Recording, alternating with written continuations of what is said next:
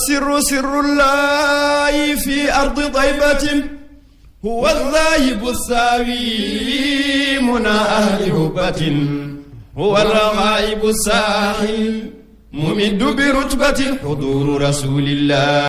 الحمد لله رب العالمين والصلاة والسلام على أشرف الأنبياء والمرسلين سيدنا محمد صلى الله عليه وسلم. bandiraɓe julɓe, bandiraɓe tijaniyankoɓe, bandiraɓe fulɓe, bandiraɓe Afrique fof e aduna Allah o, e yamirore amiral muminina ɓudgu zaman khalifatu cheikh Umarul Fouti maulana ceerno Mouhamadoul Bachiru Muntaga Ɗaha Cheikh Oumar, falillahi alhamdu, e barke makko e duwa o makko eɗen noddago ngu o nodduno gila 1998 ɗo renno ngo jibinano e yamirore ceerno Muntaga Ahmad Muntaga amiral muminin. On saka kanko hoore makko ummi Louga o ari ardade golle ɗe ɗo rawda ceerno Seydou Nourou ɗo nden e joni woni duuɓi 24 hikka. renno ngo no yaha ha Allah addimo hande kanko woni khalifatul am li usratil umariya, kanko ɓurgu zaman ceerno Mouhamadoul Bachir. golle ɗe no jogori nawede to halwar caggal nde yiila duuɓi 24 e aduna Allah o fof, caggal Fouta e Afrique ha Europe e diaspora o fof no jogori waɗede noon dental le 11 février ɗon ɗo France ɗo, sabu yaltinde kartal ngal gandanɗa hoorema ko Cheikh Umarul Fouti noddi yimɓe fewde halwar, e kartal ngal noon woni adresse kala jiɗɗo tawtorede ɗeɗo golle Cheikh Oumar ɗe gollante caggal nde o golli golle makko mawɗe e Afrique ha yettoyi Moyen Orient e Arabie Saoudite. Cheikh Oumar noon ɗo rewno fof no jogori artirede halwar ɗon ɗo ceerno Mouhamadoul Bachiru fuɗɗani en oɗo nokku e nduɗo suudu ɗo Cheikh Oumar jibina. golle ɗe no jogori fuɗɗarade ɗon. o ɗum noon bandiraɓe fof enen nodda e nguɗo noddagu le 11 février ɗo e France, ngara teddinde Cheikh Oumar e heblanade Cheikh Oumar e jeyede e dental Cheikh Oumar. kala mo tawanoka nde taniraɓe men jadanno e Cheikh Oumar nde, hande so wiyama Cheikh Oumar no artire e Fouta, taniraɓe men o yadunno ko taniraɓe ɓen gartirta Cheikh Oumar Fouta, barke o Fouta naftoro. ɗum noon kala bandiraɗo ɗo wawi wonde e Europe, ko taniraɓe ɓen gartirta Cheikh Oumar Fouta, barke o Fouta naftoro. ɗum noon kala bandiraɗo ɗo wawi wonde e Europe e bangeji ɗi fof e Afrique, yo ar ƴetta kartal mum, daro hen jingande leñol ngol. en mbaɗi dente ha heewi wurtirde leñol men ko ngal ɗo keddorano ɗen, ko ngal ɗo woni manggal ngal, ko ngal ɗo tan woni Fouta, par ce que Cheikh Oumar woni ceerno Foutankoɓe. ɗum noon bandiraɓe ngare e ardogol ceerno Seydou Oumar Tall e ɓe wondiɓe fof aɓe nodda on e vente e yeygol ɗeɗo carte goto fof yo ar sooda kartal mum, sodana koreji mum, ha mbawen fuɗɗoyade gollal ngal to halwar ko ɓoyata so Allah jaaɓi. ɗum noon min jii notagu mon galle Cheikh Oumar fof no bismi on e ardogol amiral muminina ɓurgu zamanina khalifatu Cheikh Umarul Fouti. Allah jarama, on jarama. assalamu aleykum wa rahmatullahi wa barakatuh. والصلاة والسلام على من أرسل رحمة للعالمين الفاتح الخاتم ناصر الحق بالحق والهادي إلى صراطك المستقيم والهادي إلى صراطه المستقيم وعلى آله حق قدره ومقداره العظيم. bandiraɓe Libreville e bandiraɓe Afrique centrale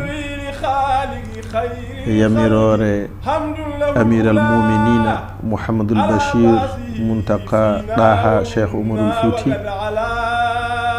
mo ganduɗa en goni maccuɓe hadara makko e bamton hadaran ɗo makko ɗo, ko yamirore makko kalaten, kadi koye duwawo makko jeheten. falillahi alhamdu, gila o wi min jeehi mbeɗe wonde mon eko jahron ko. salatun wa taslim jehe mbeɗe duwani on eko gonɗon e mum ko o wi kam ɓinguelam mbeɗe senni ko duwanimami ko tane ceerno Saydou Nourou e bamma Cheikh Oumar Mountaga Daha wona an ceerno gila nden min dañi hoolare ko ceerno Mouhamadoul Bachir hande kanko woni Cheikh Oumar so haali ko noon tigui woni o haalata sona ko moƴƴi eko nafata wonno ko haali foof Allah ne heewi waɗirde noon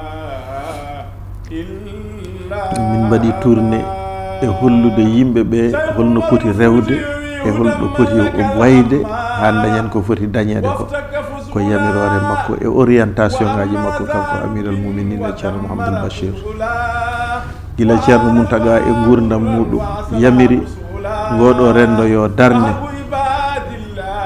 ɗum koye gurdam ceerno Mountaga hollude ceerno Bachiru ko yiyete ɗo ko eko yahete ɗo ko andudemo ko kanko yahante koye yonta makko ɗum daroto nde ceerno Mountaga Ahmad Mountaga yamiri yo ɗum waɗe waɗa assemblée générale ɗo rawda ceerno Saydou Nourou ɗo e on saaha e babiraɓe ɓe kanko ceerno Mouhamadoul Bachir waɗi déplacé guila Louga ha ɗo rawda ceerno Saydou Nourou no ari ƴewde sukaɓe ɓe holno gullita golle ɗe ɗum koye 1999 wonno kadi ɗum nawede banggue goɗɗo kanko duyinama e wonno waliyaɓe no gandi gueɗe muɗumen no gandi goto foof ko jogoɗo feñoyde yonte mum gueɗo nangue ko nangue makko ko kanko jeeyi oɗo mission yo gueɗe Cheikh Oumar kaale goto foof wonko rokkano ceerno Saydou Nourou wonko rokkano ceerno Mountaga wonko rokkano ceerno Habibou en wonko dokkano goto foof e yonta mum ko rokkano ko waɗi kono noon lewlewal ngal jalbi koye yonta ceerno Bachir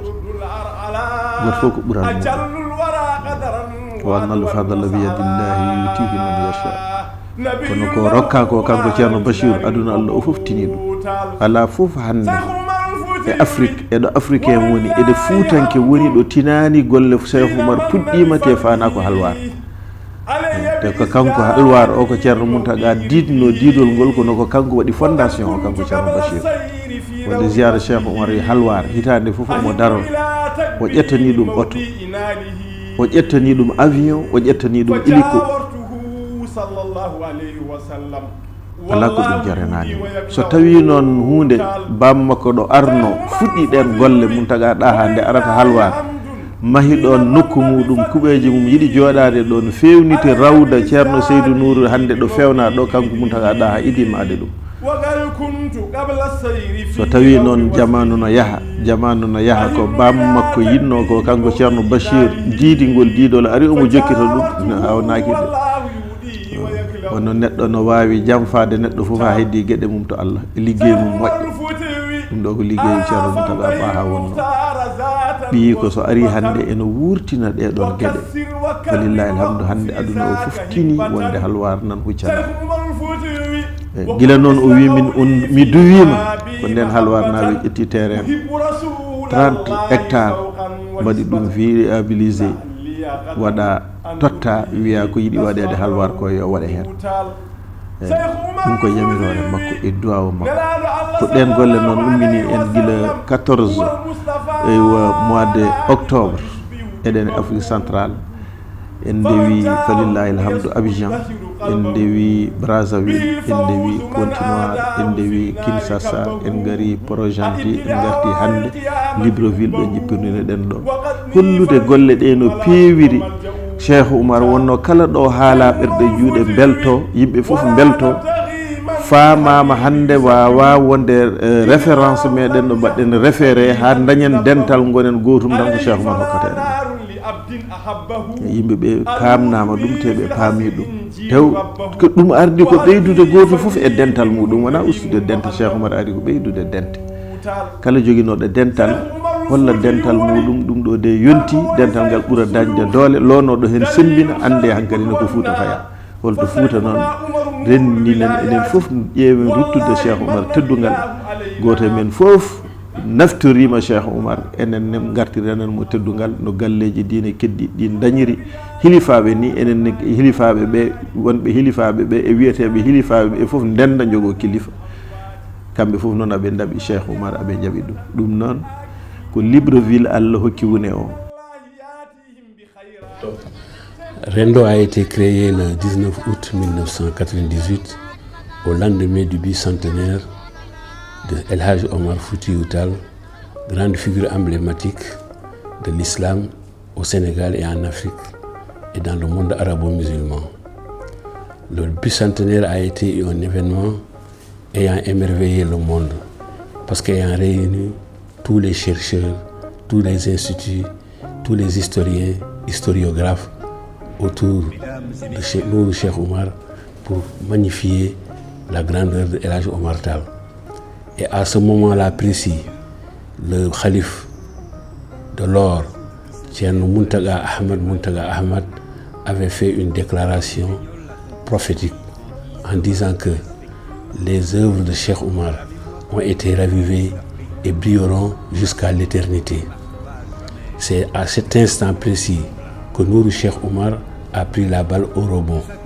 Il s'est dit qu'il faut transformer la phrase en action et il a créé Rendo, une association d'éthique islamique, d'aide et de solidarité autour des idéaux de Cheikh Oumar Foutiyou Tall.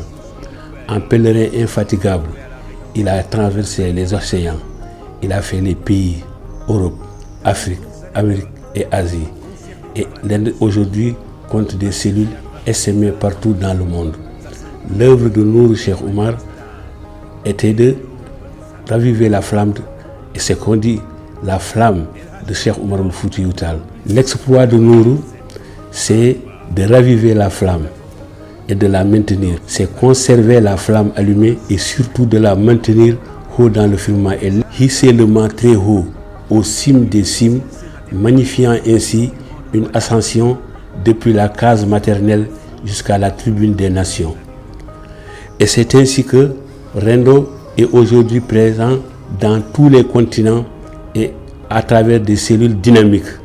Et quel est le projet phare qui est en face? C'est le symposium à l'UNESCO qui sera prévu au mois de novembre 2022 pour magnifier El Hadj Omar, pour couronner son œuvre, pour le distinguer et le mettre à la place qu'il faut.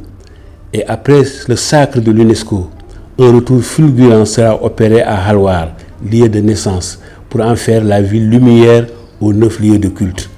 Halwar sera ainsi érigé en une ville sainte, à l'instar de Caire et de Al-Azhar, de Bagdad et de Bayt al-Hikma. Et ces 9 lieux de culte sont le temple des lumières, magnifier le lieu de naissance d'où a jailli la lumière, en Nour. Ensuite, il y aura une mosquée de 46 000 places, toujours à Halwar. Il y aura érigé aussi un centre de conférence de 7 500 places, une université avec une capacité de 1500 étudiants, un dara moderne, un médersa, accouplé d'un centre de formation pour qu'à l'issue de la formation, les étudiants sortent nantis d'un diplôme technique et les propulsant dans la main-d'œuvre. Ensuite, il y aura un palais résidentiel du calife réservé. Il y aura un hôpital ultra moderne, un répondant aux normes internationales avec 2 blocs opératoires. Il y aura 55 logements. C'est ainsi hissé Halwar au rang des villes saintes du monde. C'est toujours pour magnifier et honorer l'œuvre de El Hadj Omar Foutiyou Tall. À Brazzaville. Pourquoi le choix de Brazzaville? Parce que Brazzaville, en 1940, quand la France a été envahie par les Allemands, les Européens, les Français particulièrement, se sont repliés à Brazzaville pour en faire la capitale de la France libre.